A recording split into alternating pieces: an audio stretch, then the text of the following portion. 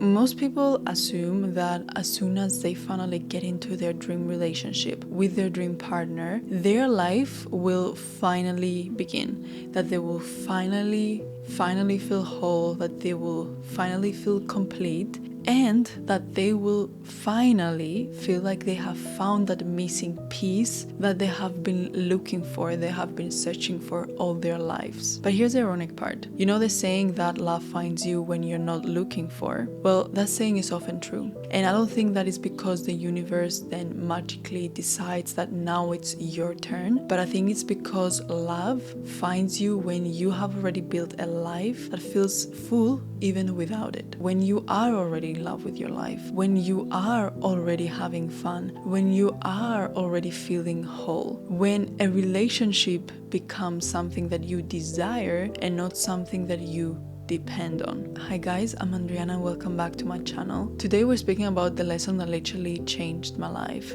The lesson that it took me many years to realize, but once it finally clicked and when I finally integrated it, I saw the biggest change in my love life. And that was the lesson that it is easier to be single and to attract a healthy relationship when you are already loving your life. So let's get into it. When I was younger, I spent so many of my single years romanticizing relationships and romanticizing the idea of being in one. So to me, being in a relationship meant that someone was finally there to experience life with me. I genuinely believed that my life would suddenly become more meaningful simply because someone else was there to witness it. And looking back, I realized that I was outsourcing the meaning of my own life to someone who didn't even exist yet, to the idea of someone. And I was waiting for someone else to come and give me permission to fully live my life. So what happened is that I spent years comparing myself, spent years waiting for love,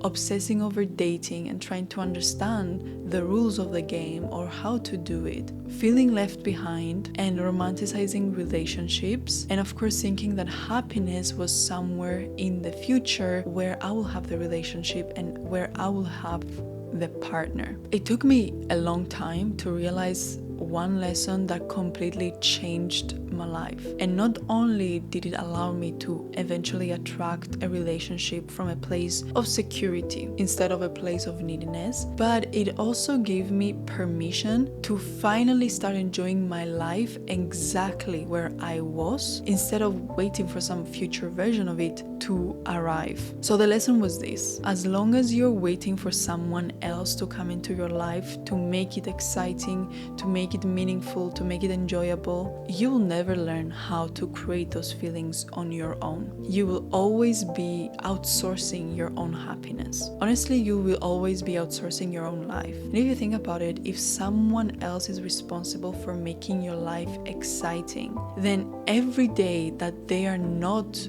doing it, it automatically feels like a day that your life hasn't really started. It hasn't really begun. And so this is dangerous because without realizing it, I had turned my present into just a waiting room for my future. I was constantly in a place of waiting for my future to begin. And then I slowly started asking myself questions, and I got into a question that really changed everything. And that was the question of what exactly am I waiting for? Why was I waiting to fully enjoy my life? Why was I waiting to romanticize it? Why was I waiting to start creating memories? Why was I waiting to become the main character of my own story? Why was I giving so much power over today's happiness to someone that I haven't even met yet, to someone that I haven't even got to know yet? And honestly, that's when it finally hit me, when I finally saw what I was doing so clearly. I finally understood that I don't need someone to come into my life before I'm allowed to start living it. I saw that I need permission from myself, that I can start romanticizing my life right now, that I can make my ordinary simple days feel beautiful now, and that I can fill my life with experiences, with adventures, with friendships, with hobbies, and with moments that make me genuinely excited to wake up every morning. One day I asked myself something that genuinely changed everything for me. And that was the question of what exactly am I waiting for? Why was I waiting to fully enjoy my life? Why was I waiting to romanticize it? Why was I waiting to start creating memories? Why was I waiting to become the main character of my own story? Why was I giving so much power over today's happiness to someone that I haven't even met yet?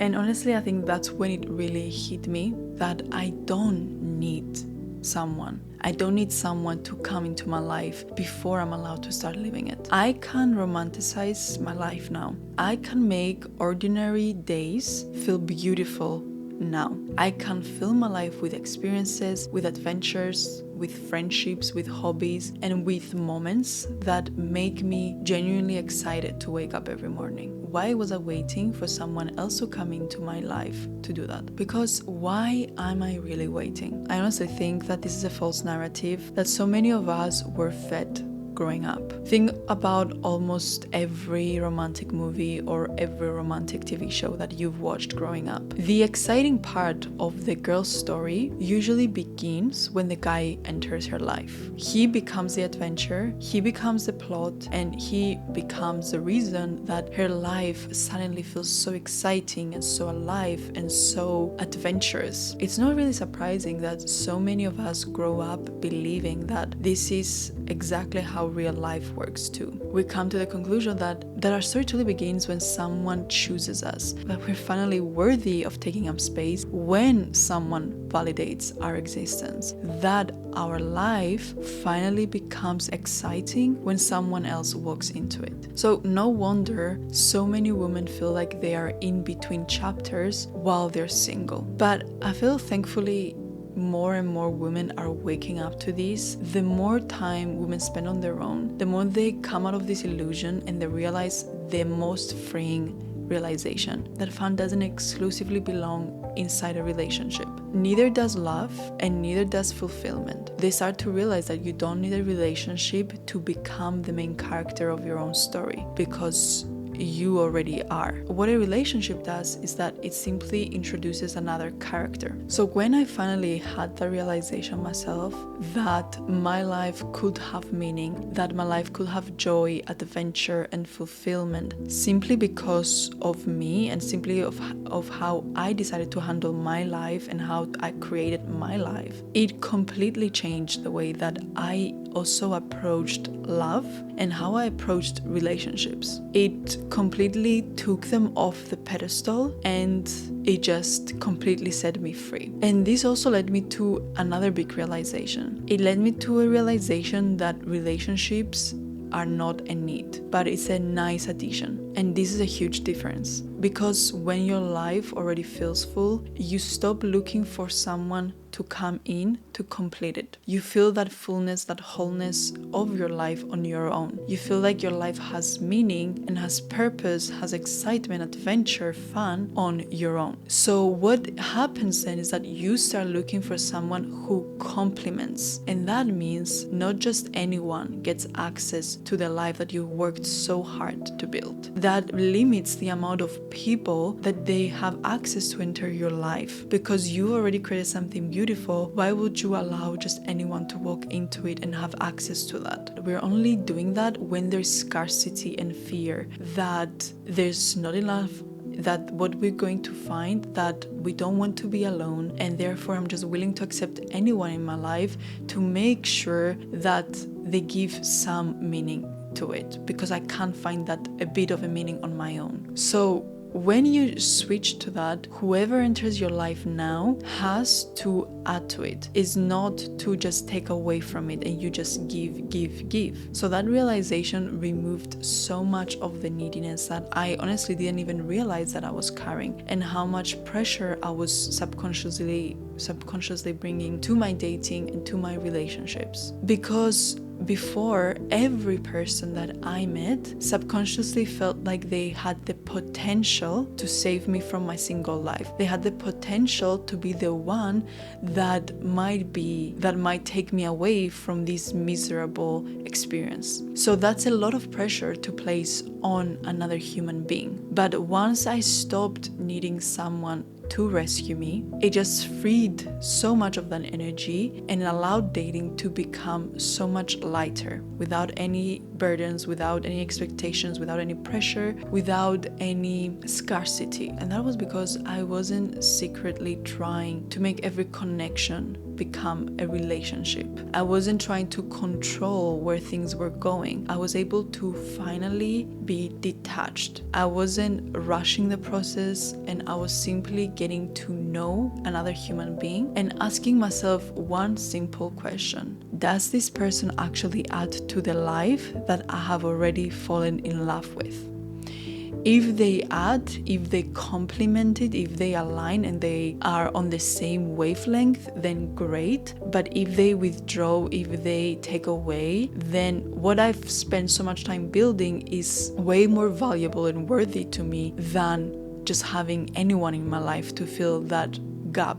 There was no longer a gap to fill, so that person didn't become a need. And that's the shift that changes every decision that you make after. Because when you already know that your life is beautiful with or without them, you're not really afraid of losing them. So what happens is that it frees a lot of your energy. You stop chasing, you stop forcing, you stop trying to convince people to choose you, and instead you are quietly observing. You're observing whether they are someone you actually want to choose, whether you like them, whether you align with them, whether you want them, and not whether they like you and want you, so they approve of you to come into your life. One of my favorite realizations was this. It was the realization that the magic that I was looking for in another person to bring, they never really belonged to them. It never really came with them. It belonged to the feelings that I imagine I will experience with them.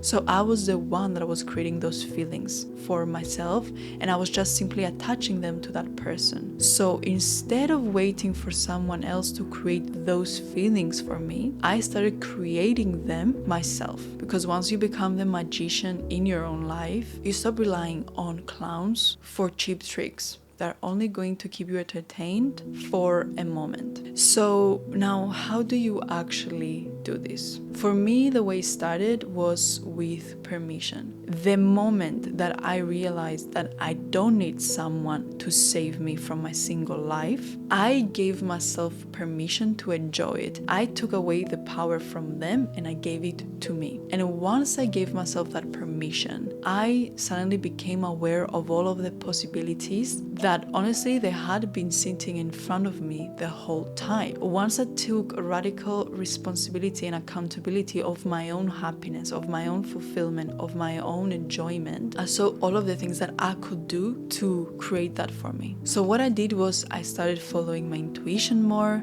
I was doing more of the things that genuinely brought me joy, the things that I knew that brought me personal joy. I was trying new experiences. I was spending time with people who made me feel alive. I started romanticizing the ordinary small moments. I started being so grateful for what already existed instead of focusing and obsessing over what was missing. And I stopped trying to force my life into looking a certain way. I finally was able to detach.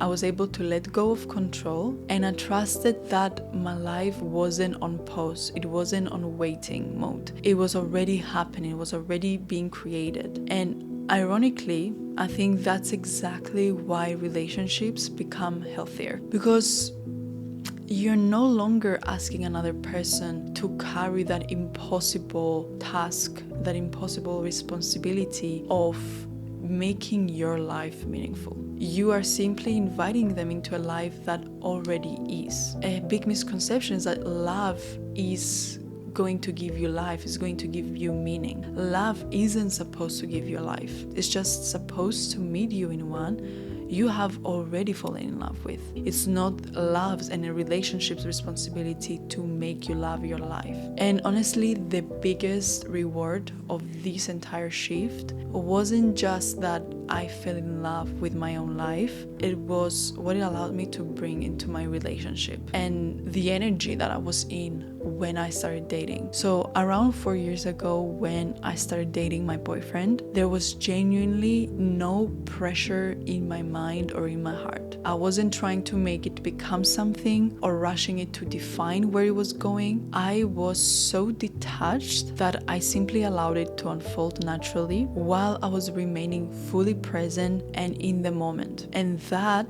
was the biggest gift for myself and my relationship, because it made the beginning of our relationship feel so light, feel so fun, so effortless, so open to possibilities, so bubbly, so exciting, instead of feeling anxious or rushed and full of questions and doubts. Because in my head I was like, why would you be in a hurry to make someone your someone when you already know your life is amazing, when you already know your life is beautiful and fulfilling with or without them? And you know how people say like the beginning of a relationship is the best part, is the honeymoon. Why would you want to rush and fast forward one of the best parts of your relationship where you're going to look back to and look with so much nostalgia? When you're already in love with your life, dating stops being about trying to secure someone. It becomes about simply discovering whether they are someone who genuinely adds in the life that you have already built, whether they're someone who genuinely connects, aligns, and matches with who you are. These are the mindset shifts that completely changed the way that I experienced my own life. The first one was that I stopped making my relationships my source of aliveness. We need to realize that we are not really craving a partner. What we're craving is adventure, is excitement, is intimacy, is a novelty, is purpose, and is laughter. The mistake that we've done is that we have attached all of those feelings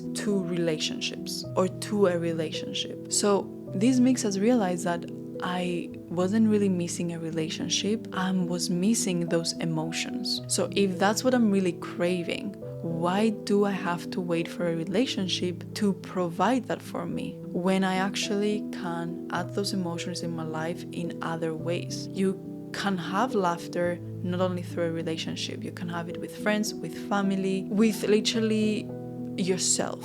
So if you take it with any of those emotions that you're looking for to add into your life, you can find how many other ways are out there where you can create those emotions for yourself and add them into your life. The second thing you need to do is that you need to build a life that you do not want to escape from. Here, you'll need to ask yourself, if my soulmate arrived tomorrow, what life would I actually be inviting them into? There are so many things that you can add into your life that will create a life that you're in love with.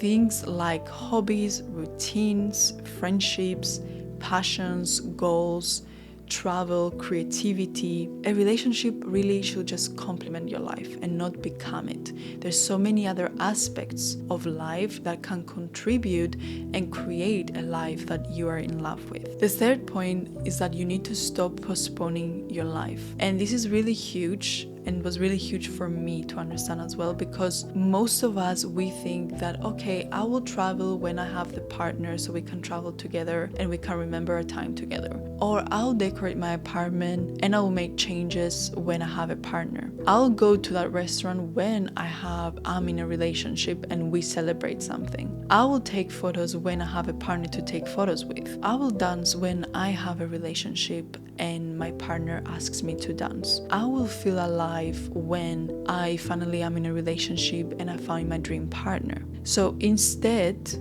become someone who says that, why am I waiting? What am I waiting for? Life is literally happening right now, and presuming that a relationship will come and will save you is a big assumption. What if it takes years for that relationship to come? Does that mean that those years will be devoid of happiness, fulfillment, passion, laughter, and fun? Just whatever there is, that amount of time where you're going to be without a relationship, being single, being with yourself, make it fun, make it worth it, because at the end of the day, it's still your life. And when you're looking back at that part of your life, that life will have happened. So why do you want it to be looking back to that part of your life and feeling that part of your life was meaningless and devoid of love and meaning and passion and laughter and enjoyment? Well, you will be able to see at that age that you could have done something different about it. Point 4 is to romanticize your own life. And I know this is so cliche and everyone is talking about it, romanticize your life, but I don't mean it in the cliche way. I did it by starting to noticing the beauty that is all around you.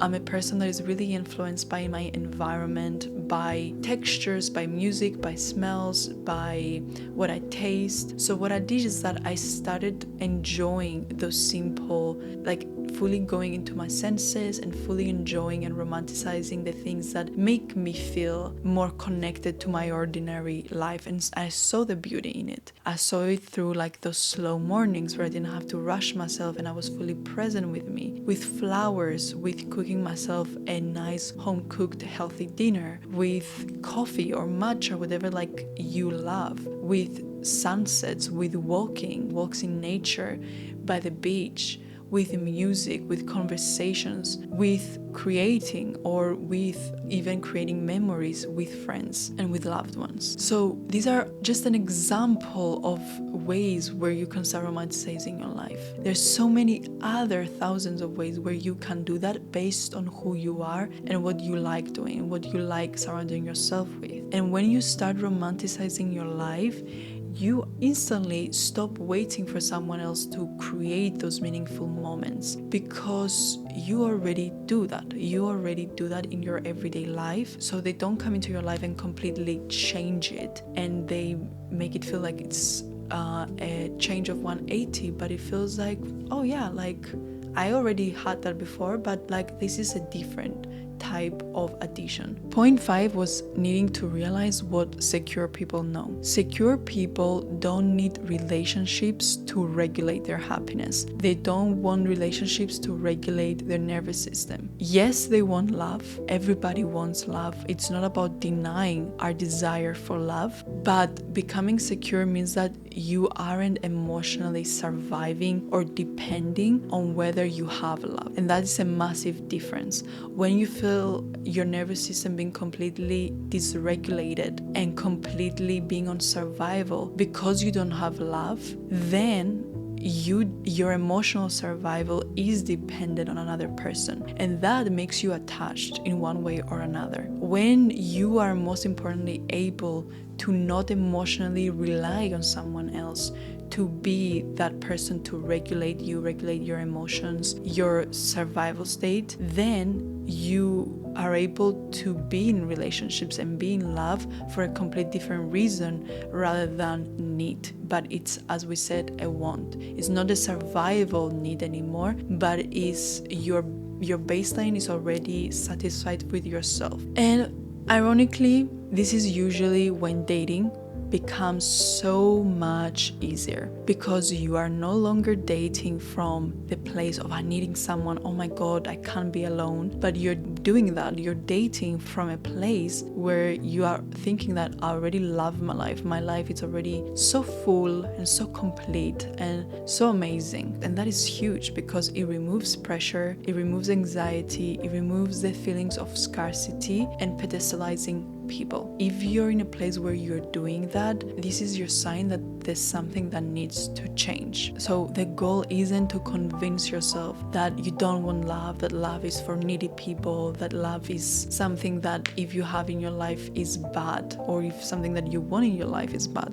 The goal here is to build a life that is so full that love becomes something that you get to share, something that your glass is already full, that you be able to share, and it's not empty that you need from someone else to fill in your glass. It's not something that you're waiting for to finally begin living. It's not something that you need for someone to come and take you from surviving to finally thriving. It's something you can offer to yourself. And by denying that, taking that accountability and responsibility for yourself, you are giving your power away. You are denying yourself one of the most freeing experiences a human being can have. And that is the experience of wanting love without needing love, of having love being something that is a beautiful addition to your already beautiful, fulfilling life. So yeah, that's it for today, guys. Thank you so much for being here and listening. If you've watched this video and this resonated with you and you have questions or you want help with this, you can always contact me. You can always reach out to me either through Instagram or through the link below, where you can book a session with me. You can book a discovery call with me to finally help you get to where you want, becoming free in love instead of bound to love, in need of love.